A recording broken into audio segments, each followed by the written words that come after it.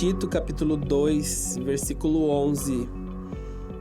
Porque a graça de Deus se manifestou salvadora a todos os homens. Ele se entregou por nós a fim de nos remir de toda maldade e purificar para si mesmo um povo particularmente seu, dedicado à prática das boas obras. A graça de Deus, ela se manifestou salvadora a todas as pessoas. E todas as pessoas são todas as pessoas. Ninguém põe um cercadinho até onde a graça pode alcançar. Até aqui, daqui pra frente a graça não chega.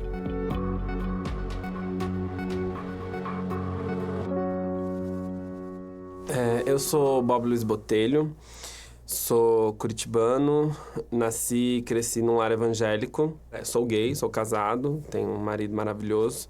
E sou fundador de uma organização chamada Evangélicos pela Diversidade, que é uma iniciativa evangélica que trabalha com enfrentamento ao fundamentalismo religioso contra a população LGBT especificamente.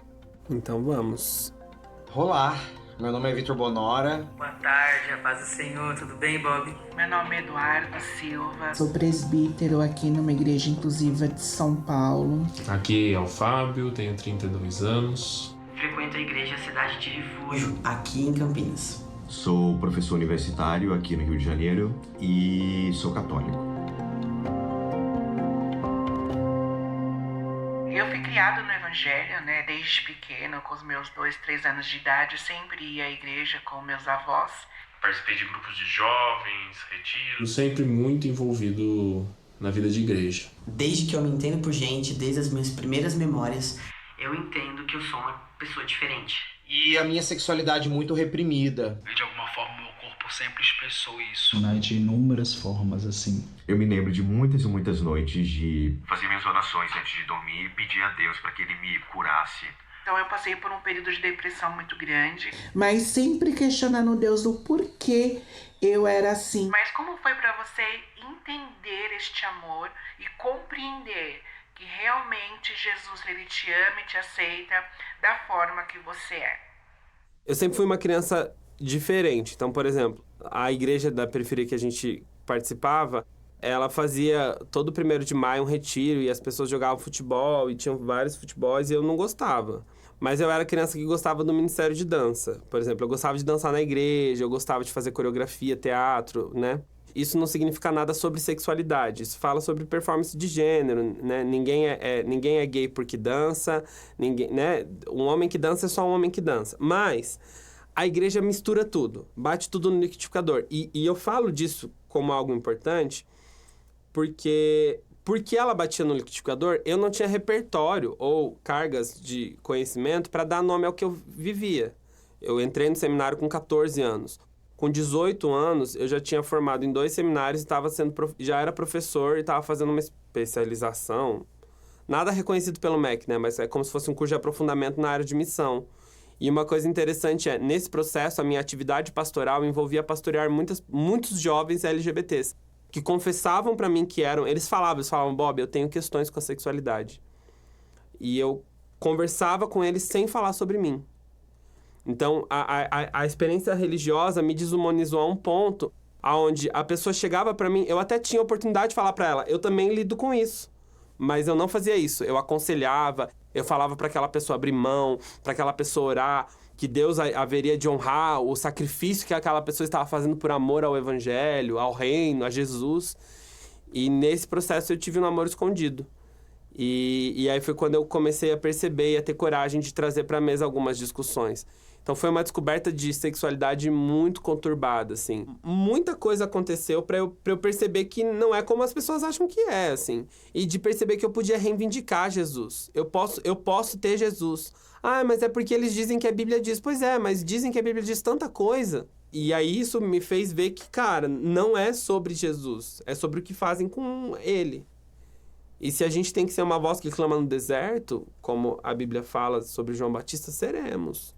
No deserto ninguém ouve. Continuarei gritando. Minha voz é linda. Minha família sempre foi uma família extremamente católica, muito religiosa. Minha família também é tradicional, né?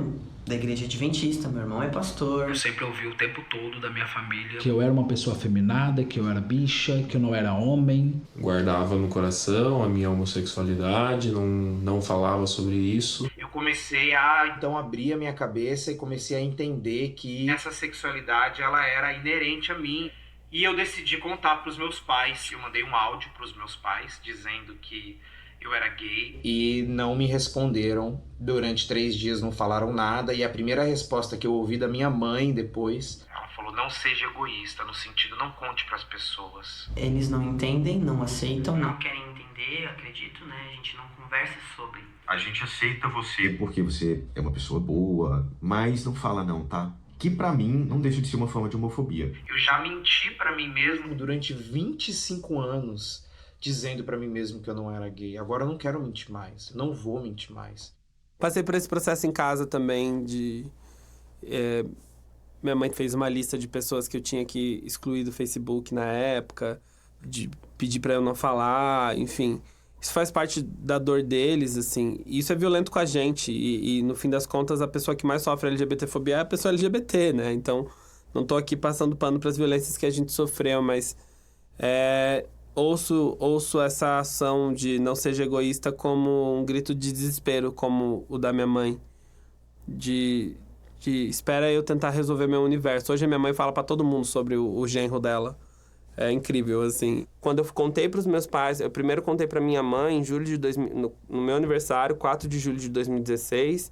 Pra minha mãe eu fiz uma carta de 8 páginas e eu li. Eu não tive coragem. Eu escrevi sobre todas as coisas que eu vivi e todo o meu processo de descoberta de quem eu era. A minha mãe não chorou na hora e ela falou: eu preciso ir pra casa, eu não tô bem. Muito tempo depois que as coisas já estavam resolvidas, que minha mãe foi contar a experiência pra uma outra pessoa, comigo perto. E aí minha mãe falou assim: cara, olha o que a igreja fez. Quando o Luiz me contou, eu fiquei com nojo de abraçar meu filho. Já tava tudo resolvido, assim, mas quando eu ouvi aquilo, eu não tinha ouvido dela, né? E eu já tinha ouvido relatos de muitas famílias sobre isso. Eu falei, nossa... É sobre o que a igreja fez. A igreja me fez acreditar que meu pai jamais me amaria. Mas a gente sabe que esses pais também estão imersos num repertório de mundo, numa visão de mundo, que faz com que eles não vejam a possibilidade de amar seus filhos e filhas e filhos, né?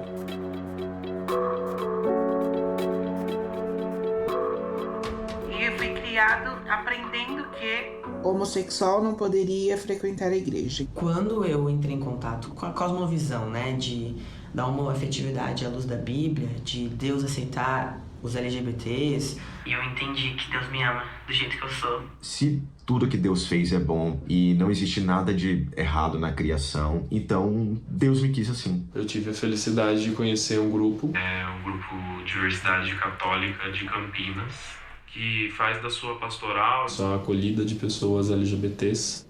E ali, pela primeira vez, eu pude ser completamente sem máscara.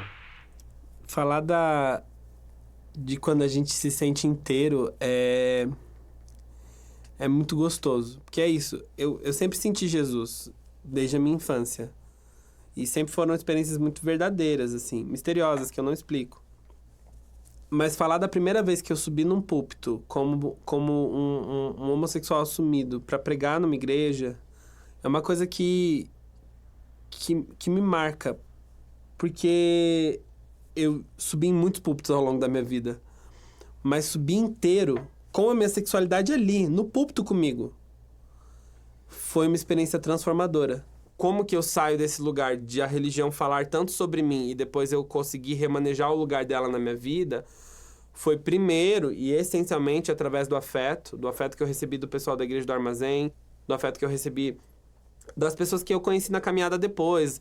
Mas é afeto, é orar, é corporal, né? Eu fazia exercícios, por exemplo, eu me masturbava e depois eu orava. Eu falava, Deus, tá aqui, ó. Eis-me aqui. É isso. Eu beijava um carinha na rua e eu voltava depois que beijava o carinha, eu falava assim, ó, eu beijei e eu gostei. E eu não sei se eu tô culpado, Deus. E eu ficava nessa reflexão, tipo, ó, na moral, foi bom. E aí foi um processo, assim, de muito estudo, mas de muitos afetos, de muita organização. e reorganização da minha casa, né? Do meu ser, do meu corpo, né? E aí, por que isso? Voltando para a Bíblia. A Bíblia está em disputa, o pecado está em disputa. E o pecado está nessa concepção. O que é pecado ou não? Assim, a ceia, até pouco tempo, era feita com vinho, mas você não pode beber vinho. Como é que você resolve isso? E aí você descobre que o pecado, na verdade, ele tem mais a ver com dignidade humana. Qualquer coisa que tire a sua dignidade não é o propósito de Deus para sua vida. E aí, com essa chave virada, você vai descobrir que beber é pecado. Pode ser para alguém, pode não ser para outra pessoa. Fumar é pecado? Pode ser para alguém, pode não ser para outra pessoa. Tem gente que não vive sem café. Mas maconha foi Deus que fez a planta. Eu não fumo maconha, eu não sou usuário de maconha. Mas aí o pecado... A gente decidiu, a gente fez uma lista. Baseado no quê, se não no meu próprio juízo de valor? É uma conversa longa. Talvez as pessoas ouçam isso aqui e falem, não, liberal demais, e tudo bem. Mas a gente precisa ser muito sincero que este livro aqui não fala nada sobre isso. A Bíblia nunca me condenou. O que fizeram com ela, sim. O meu casamento, ele é uma alegria, um prazer, uma das melhores coisas que aconteceu na minha vida. Ninguém fere a dignidade de ninguém ali. Eu honro meu marido me honra. 2 piranhas. Mas, enfim, que se honram. Sabe? E a dignidade está ali, na relação harmônica, honesta, corajosa, leal, sincera, vulnerável. Ah, não. Como é que eu vou explicar para minha filha? Meu anjo, você explica Adão e Eva. Barro, escultura que virou gente.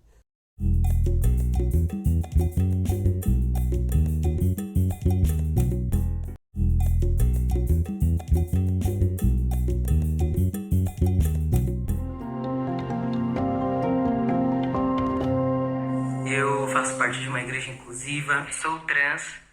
Aí eu vi que você já foi de igreja tradicional e viu o conflito, né, que é passar por tudo isso.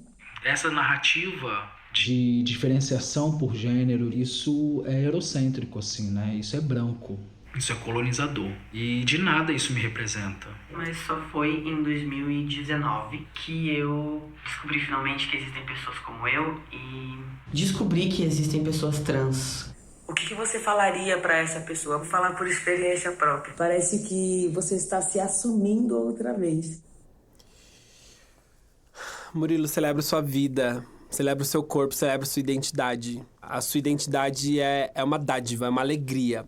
Deus, ele celebra os artigos que você usa para falar sobre quem você é. Isso é alegria, festa no céu. E eu queria que você soubesse que a Bíblia ampara isso. As coisas centrais para o evangelho, para a vida cristã, Jesus disse. O que ele não disse não é central. Se a coisa de que se você nasceu com a genital peniana, você é homem. Se você nasceu com a genital de vulva, você é mulher. Se isso fosse muito importante para Jesus, ele teria dito. Algumas coisas você não consegue dizer que Jesus não disse. Justiça social é Jesus purinho. Nós precisamos de teologias trans. A teologia queer, ela por muito tempo e ainda hoje tem sido transfóbica. Os ícones da teologia queer não são corpos trans. A gente fala e brinca com a sexualidade, às vezes até com o gênero, mas a gente precisa fazer o que Jesus fez, que é encarnar. Encarnar a teologia afirmativa é reconhecer corpos de pessoas trans que materializam essa fé. A Literace, Alexia Salvador, a gente precisa visibilizar corpos trans que conquistaram espaço dentro da igreja para falarem sobre quem são, dar voz a essas pessoas. Foram muitos anos sendo ensinado que ser gay é pecado, ser LGBT é pecado. Eu quero servir a Deus, eu quero ser um instrumento nas mãos de Deus. A minha pergunta para você é a seguinte. Dentro da minha igreja, muitas pessoas aceitam a Jesus ou se reconciliam com Jesus. Mas muito poucas permanecem dentro da igreja. Por quê? Eu acredito num evangelho onde as pessoas estejam na igreja porque querem, não porque eu me esforcei para que elas permanecessem. E se for para ficar, que fique com alegria, sabe? Porque quer. Se Jesus se manifesta fora da igreja, eu acho que sim. E que não necessariamente as pessoas precisam todo domingo frequentar um templo, um prédio, para dizerem que agora elas podem se sentir cristãs. Eu acredito numa fé comunitária, por isso que eu sou pastor. Eu não seria pastor se eu não acreditasse nisso. Mas eu acredito que comunidade também não tem a ver com o CNPJ que fala que eu sou crente. Existe comunidade na rua, existe comunidade no movimento social, na arte, na família, nas amizades. E dá para ter Jesus ali, se quiserem que seja Jesus. Se convidarem ele para estar, e tá tudo bem. Por isso que, nesse sentido, eu acho que as pessoas LGBTs, elas estão inaugurando um novo paradigma do ser igreja no Brasil.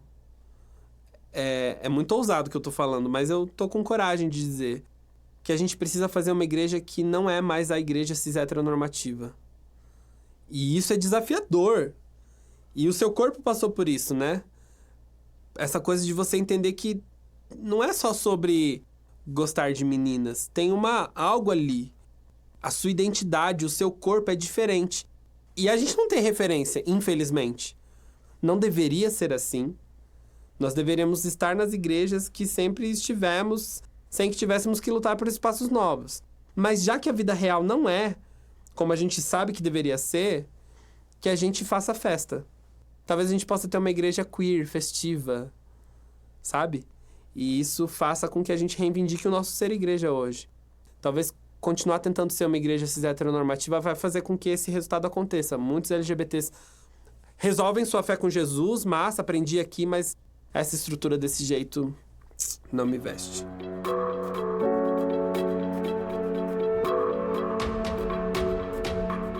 Eu já ouvi algumas pessoas comentando, alguns teóricos comentando que esse boom de igrejas neopentecostais aqui na América Latina seria uma forma de neocolonialismo dos Estados Unidos aqui. Você acha que esse boom seria, assim, uma estratégia do capital ou uma estratégia do neoliberalismo, uma forma de dominar ideologicamente a América Latina? Você acha que é uma teoria da conspiração, que isso não faz sentido? Então, como é que você vê? Acho que o movimento neopentecostal, ele passa, sim, por essa etapa de aliciamento, de cooptação e de muito investimento de empresas dos Estados Unidos, de financiamento para chegar, para se pulverizar.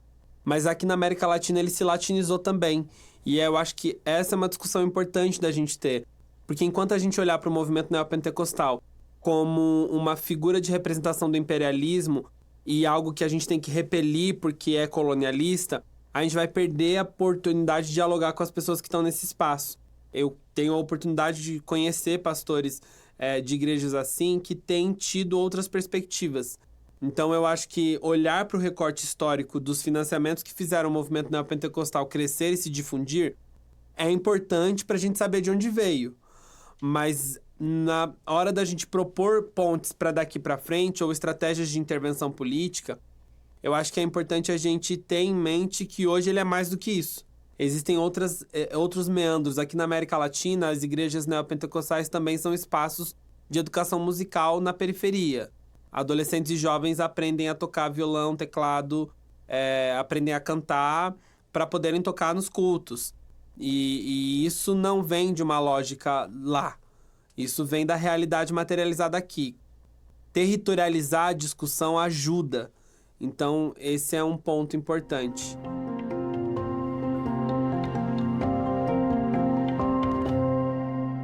O movimento fundamentalista evangélico, ele é um movimento que tem muito recurso, muito acesso à mídia e muita oportunidade. E nessa oportunidade, eles têm uma retórica e um discurso de uniformidade do pensamento evangélico.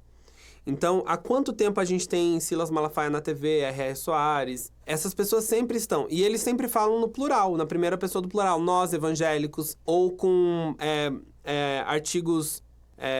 artigos absolutos, né? Tipo, a Igreja Evangélica Brasileira. Essa retórica, ela é uma retórica que ela constrói uma linha de hegemonização. Simplificar e uniformizar e tirar a complexidade da discussão é uma estratégia ótima para o fundamentalismo, para o próprio capitalismo, né? Então, o que é o Burger King? Todos os hambúrgueres vão ser iguais.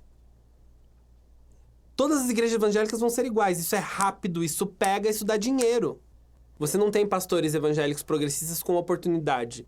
No início, eu agradeci vocês porque é a primeira vez que eu tô tendo a oportunidade de ser filmado profissionalmente. E isso é emblemático porque a gente não tem acesso, a gente não consegue se mostrar para o mundo como uma possibilidade. A gente tem um exemplo muito emblemático, que é o Gil do Vigor do BBB. Ele é um ponto fora da curva. E o que a galera mais faz é questionar o porquê ele tá lá, tá se afirmando na fé cristã. Em vez de falar assim, nossa, dá pra ser. É possível. Existe uma teologia de domínio das áreas de influência. Uma pessoa teve uma revelação que Deus quer que a gente governe o planeta Terra através de 7 áreas de influência. Uma das áreas de governo dos evangélicos é através de governo e política. E aí você infiltra evangélicos, você fala lá... Eu era adolescente quando eu ouvi esse discurso. Eu era adolescente. Que nós precisamos de cristãos na política, nós precisamos de cristãos ocupando o Senado para defender os princípios cristãos no Estado. E achava isso lindo, eu achava isso maravilhoso. Eu achava, cara, que verdade isso. Imagina que bom, mesmo a pessoa não sendo evangélica, sendo proibida de fazer coisas com o corpo dela, dentro das vontades dela, porque eu, Alecrim Dourado, sei que aquilo é pecado. A política e a defesa do Estado, ela não é um fim em si mesmo. Ela é um instrumento para a gente fazer com que as pessoas conheçam Jesus. Tudo virou uma estratégia para que a gente consiga instrumentalizar o nosso projeto, que é exterminar LGBTs, tirar direitos de mulheres, né? E aí isso tem a ver com o que a gente chama de proselitismo religioso. Eu preciso fazer com que todas as pessoas se confessem como da mesma religião que a minha, Jesus. E aí esse desejo de que todas as pessoas virem a chave e se tornem pertencentes à minha fé, ele cegou a minha vida e a minha visão, e eu sou incapaz de ver o ser humano como um ser humano. Eu vejo o ser humano como um objetivo, uma meta. E aí eu acho só importante a gente relembrar que o Estado laico foi defendido na Reforma Protestante, né? O Estado laico é um princípio protestante. Os evangélicos deveriam ser os maiores defensores do Estado laico. Porque o Estado laico foi o que garantiu que a fé evangélica pudesse ser realizada e exercida quando a Igreja Católica era o Estado.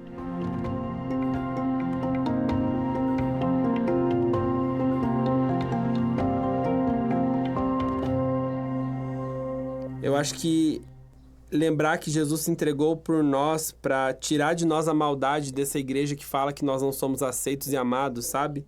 E purificar a nossa identidade, que foi tão suja pela heteronormatividade, pela cisnormatividade, ele me purificou e me chamou para si, para ser um povo particularmente seu, viadinho de Jesus, eu mesmo.